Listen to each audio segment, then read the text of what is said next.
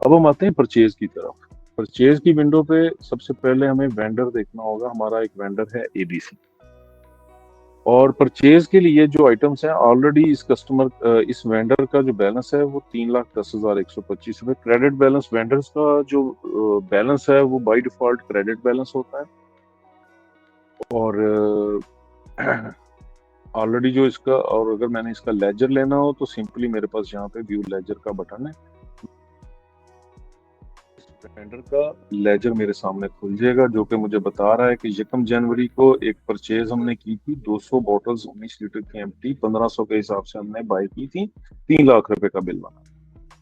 और फिर 17 जनवरी को हमने परचेज की 1500 कैप्स परचेज की 19 लीटर की 6 रुपये 75 पैसे के हिसाब से, तो उसका 10,125 रुपये बिल बना था। तो अभी तक हमने इसको पेमेंट कोई नहीं की। तो अब इस वेंडर से अगर हम एक फर्दर कोई बाइंग करने जा रहे हैं, तो यहाँ पे मेरे पास रॉ मटेरियल्स और ट्रेड आइटम्स जो होंगी वो परचेज की विंडो में अवेलेबल होंगी।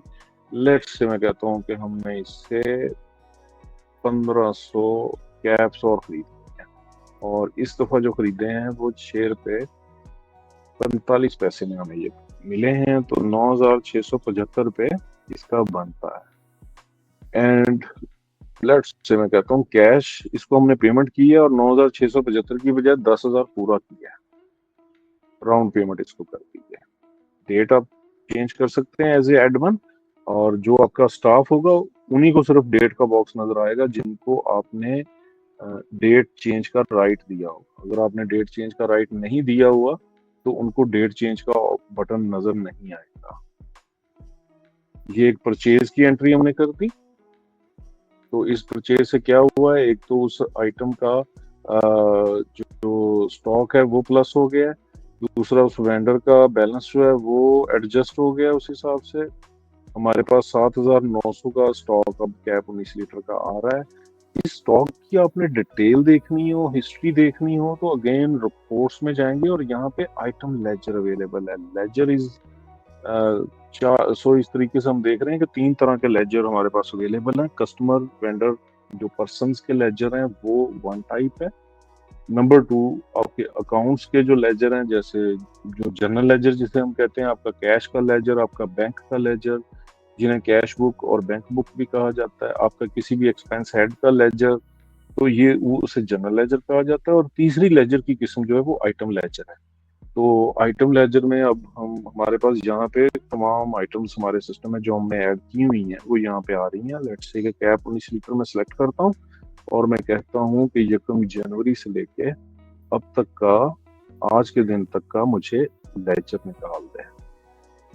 तो आप देखेंगे कि तहसील सिस्टम आपको इस आइटम का कंप्लीट लेजर निकाल दिया है, जो कि अब डिटेल बता रहा है हमारे कि प्रीवियस स्टॉक 5,000 का था, प्रीवियस स्टॉक वैल्यू 31,500 थी। तो 1 जनवरी को गुड्स इशू नोट के जरिए 100 स्टॉक आउट हुआ है, यानी कि ये goods issue note system auto डालता है उस वक्त जब प्रोडक्शन को डाली जाती है। तो हमने जरूर 1 जनवरी को 100 19 लीटर बॉटल्स की रिफिल्स की प्रोडक्शन डाली होगी, तो जिसकी वजह से स्टॉक आउट जो है वो 100 की क्वांटिटी में सिस्टम ने कर दिया, ऑटो कर दी है। और अब जो स्टॉक है वो 4,900 रुपीज है और उसकी वैल्यू 30,870 रुपये सिस्टम बता रहा है। उसके बाद 17 जनवरी को एक परचेज होती है 1500 क्वांटिटी की, तो स्टॉक हमारा 6,400 हो जाता है। और फिर 10 फरवरी को परचेज अभी जो हमने डाली है वो भी 1500 क्वांटिटी की डाली है, तो इस वक्त स्टॉक हमारा 7,900 पीसीस पे मुश्तमल है। और इस स्टॉक की जो टोटल वैल्यू है वो 50,670 रुपये है। यहाँ पे मैं अगेन ये रिपीट करना चाहूँगा कि तफसील सिस्टम आपके स्टॉक्स की वैल्यू जो कैलकुलेट करता है वो फाइफो मेथड पे करता है, first in first out method पे। This is the only available method जो कि आपके स्टॉक की 100% एक्यूरेट वैल्यू दे सकता है। नॉर्मल जो अदर आप ईआरपी सॉल्यूशंस या सिस्टम्स देखेंगे उनके अंदर average base stock values calculate होती हैं या वेटेड एवरेज फार्मूला की बेस पे स्टॉक वैल्यूज कैलकुलेट होती हैं। एवरेज और वेटेड एवरेज में फर्क है, बट हमारा वो इस वक्त टॉपिक नहीं है, हम उसमें नहीं जाएंगे। मैं यहाँ पे सिर्फ इतना ही बताना चाहूंगा कि फाइफो मेथड जो है, first in first out method, ये आपके स्टॉक की एक एक पीस की एक्यूरेट वैल्यूएशन करता है। फर्ज करें आपने अगर आज एक सेल की है आइटम 100 की क्वांटिटी में, और तफसील सिस्टम मेक श्योर करता है।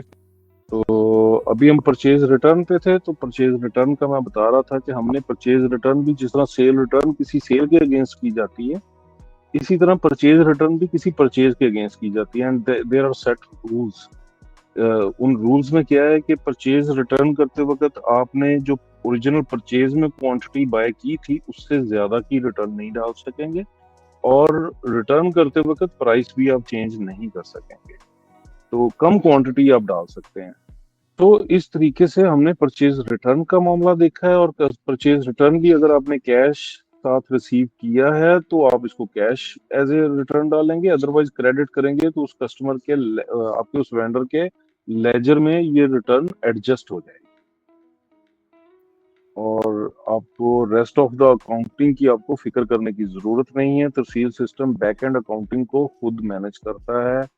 और तरसील सिस्टम को डिजाइन करते वक्त बनाया ही इस पॉइंट ऑफ व्यू से गया था कि एक लेमैन पर्सन जो कि अकाउंट्स का एक्सपीरियंस नहीं है, जिसका या नॉलेज नहीं है, but he is a businessman, तो वो भी अपने अकाउंट्स को, अपने स्टॉक्स को, अपने कस्टमर्स को, अपने वेंडर्स को इस तरीके से मैनेज कर सके लाइक अ प्रो।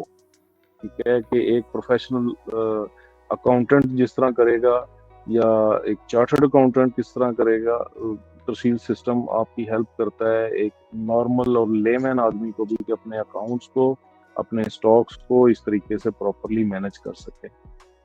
हमने परचेज और परचेज रिटर्न देखी।